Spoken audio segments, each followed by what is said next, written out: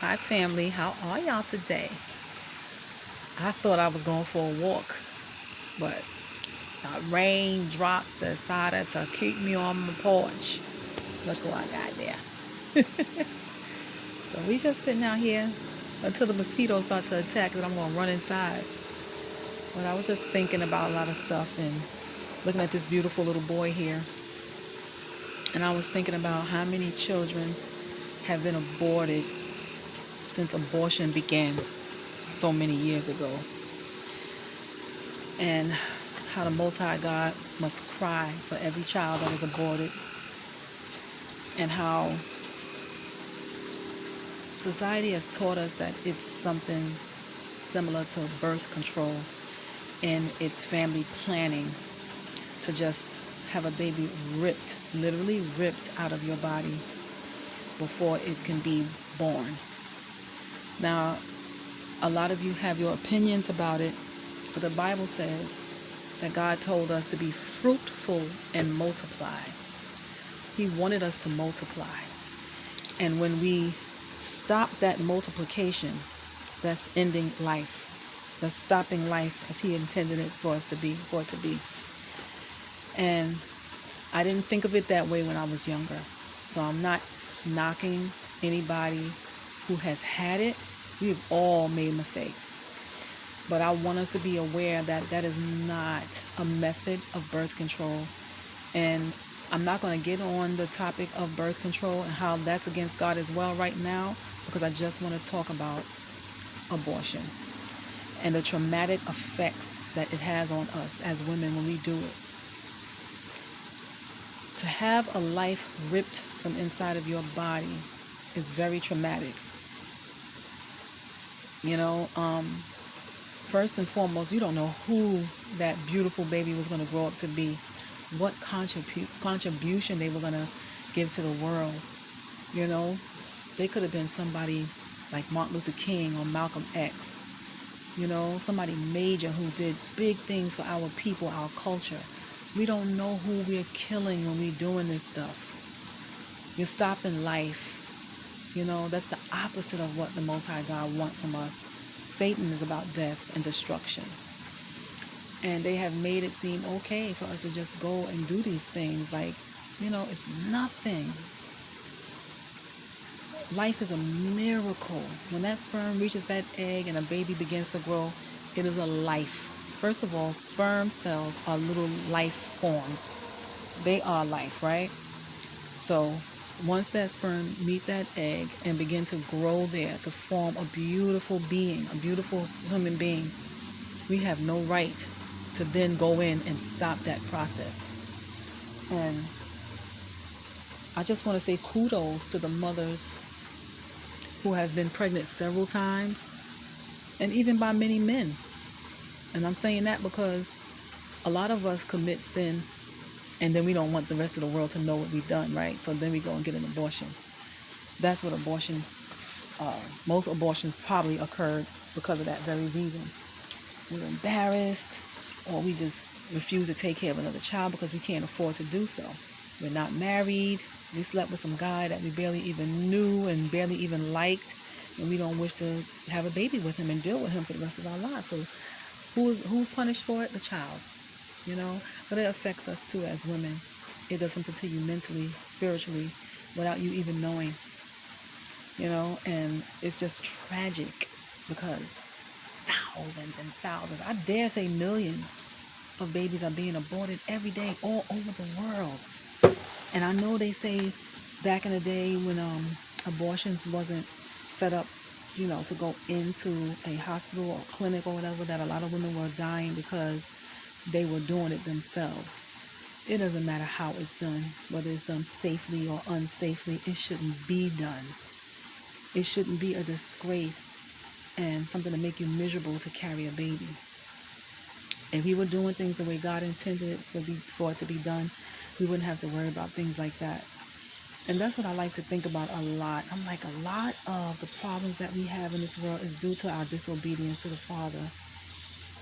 He set up rules for us, and they were basically to keep us safe. But we want to do what we want to do. which brings us from under the safety of his umbrella.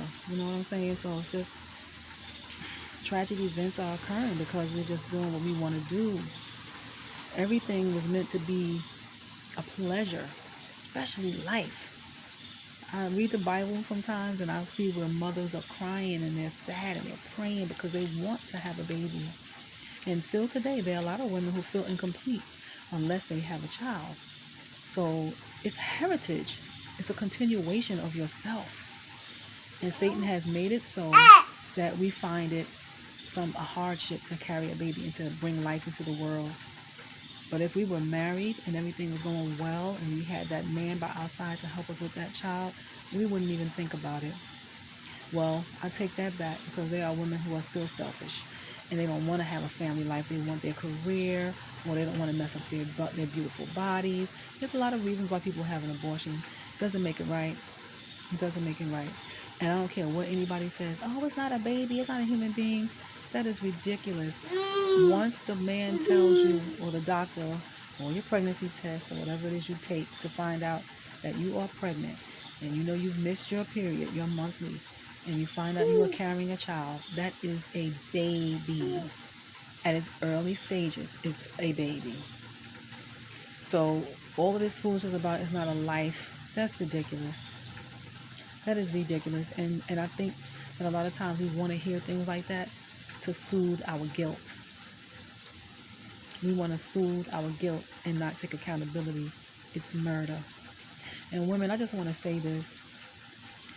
I know it's hard to end up pregnant and you're alone and you don't have no help, or you don't want it with that certain guy. You lay down with this man. This is where accountability comes in again. You laid down with this guy. You chose to sleep with him. You chose to open up yourself and receive this man within you. And then he left his sperm in there, and the sperm made it to the egg. And now a baby is conceived, an innocent child that probably can contribute greatly to the world, and you decide you want to kill it. It's not fair. We have to choose wisely. We have to make better choices and do things that are sensible because we regret it. You can't keep using birth control and abortion as a method of escaping from responsibility, the responsibility that comes with sex. That's why I don't understand how people can go around and have sex with so many people knowing you can get pregnant, or the male, you can get a woman pregnant. You're not supposed to go around laying up with everybody. The possibility of pregnancy is great, and especially when you're young. And we don't think about sex as being a responsibility. We think it's some type of leisure activity, some type of fun activity to just do to pass the time. No, it's not. The Lord said, be fruitful and multiply. It is for multiplication. It's for human beings to continue on, for life to continue on, the continuation, for heritage, for lineage. You know, we want to pass down something, right?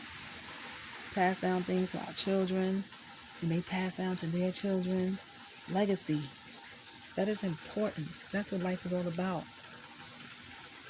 And we're just these poor babies, and what they are doing to our children when you abort them, I don't even know if y'all care to hear it, but they're using those babies as sacrifice to Satan. That's what it is, Moloch worship. Sacrifices to Satan. Some of these babies are being grounded up and put in our meat. Okay, baby. Okay. Yeah, I know, boo-boo. Your sheepy. I love this little baby so much. And imagine if his mom had a thought to do something like that with him. I wouldn't be able to enjoy him right now. We don't know what this baby is going to grow up to be. It could be something powerful, you know? And it's just sad that all these beautiful children have been destroyed that way. And they could have been something great. And even if they're not something great that the whole world knows about them, they are a life and they have a right to live just like we all did. What if our mothers decided to have erased us, just pulled us out and throw you in the garbage, just throw the babies away like they're garbage? It's really sad. And some of us have had several abortions. Several abortions. So I say kudos to the women who decided to keep their babies. That was a more brave thing to do, deal with the shame, say, I'm not going to do this. I'm not going to get rid of my child. I laid there and I had this child. I'm going to take care of this baby. Kudos to you. My hat goes off to you. And I know women get called all types of names for having a bunch of children with different dads and stuff like that. It's life, Imagine if, we just get rid of the children because we don't like the man. But we like that man at some point because, like I said, we laid with him. Something was fantastic about him for you to do something so important. You give this man your body. So there was something about him that you like. And we don't look at that as something that's serious or important as well. Our bodies are precious. And our babies that are conceived due to lovemaking or having sex or whatever you want to call it, a lustful moment of passion or whatever it is, those babies are precious. This is a precious act. Satan has taken something that was supposed to be so beautiful and made it something ugly. He's made it something ugly. Anything that the Father made that is beautiful, Satan wants to do the complete opposite of it. The complete opposite. What's opposite of life? Death. The Father said, be fruitful and multiply. Satan's like, nah. I'm going to teach them to do what they want to do and kill those babies. And they're going to offer these babies unto me. The babies that the Most High God sent and planted inside of us. Satan want to rip it out and destroy it and stop it from doing anything purposeful, because we all have a purpose to fulfill. And it's really sad. And I can't imagine what the Father is feeling as he's there looking down at his children, making all these awful choices, going against what he told us to do. Could you imagine the heartbreak? As parents ourselves, when our children are going astray, it hurts us, it crushes us. It does. So can you imagine having a world full of children going astray? I don't think we ever think about what the Father feels like. I think we always only think about our selfish desires, and we don't care what he desires for us, even though what he desires for us is what's best for us. We do selfish things, and I keep saying I hate to call it selfish because it's really stupid, because you're hurting yourself. You're doing something that you feel in the moment, but it really is hurtful to you in the long run. So I don't even know if I should call that selfish, because it's not helpful to us at all. But we do these things, and when things go wrong, we blame God. We dare blame him. When he told us, don't do this. He told Adam and Eve, do not eat from this tree. They did it anyway. This is how we are. He says, don't, we do. He says, do, we don't. And then we suffer. And then we cry out, oh Lord, well, Lord, please help me. Oh Lord, why me? Why not you? Why didn't you listen? I know, boo-boo. Okay, well, I'm going to take you out so I can put you to sleep, okay? I wonder if we should just go walking now. Now it looks like it's clearing up. Look at the sky, y'all. It was dark clouds. As soon as I decided to bring him out to go for a little walk, and it started drizzling and stuff, and it started pouring. See, the ground is all wet up. Now I'm sitting on the porch talking to you all, and now the sun is trying to break through. You feel better like that? Okay, you just wanted to take those straps off. I don't blame you. What?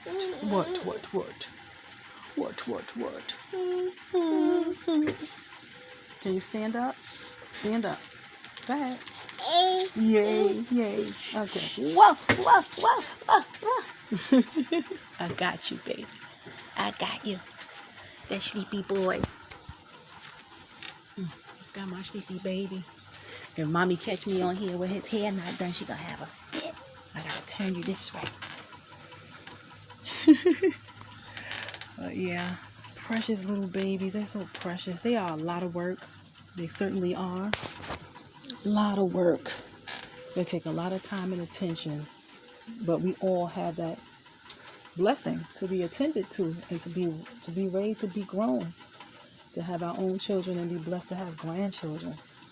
And that opportunity was stolen from a lot of babies. A lot of babies didn't get that opportunity. I just want you all to think about what you're doing before you do it. Running around here having sex with men that you don't care anything about, just a moment of lust and passion, and then a baby comes of it and the baby is murdered. It's just too much tragic events going on in this world. It really is. And I really wish we would think and consider what the Father wants for us, because all He wants is for us to live a peaceful, happy existence.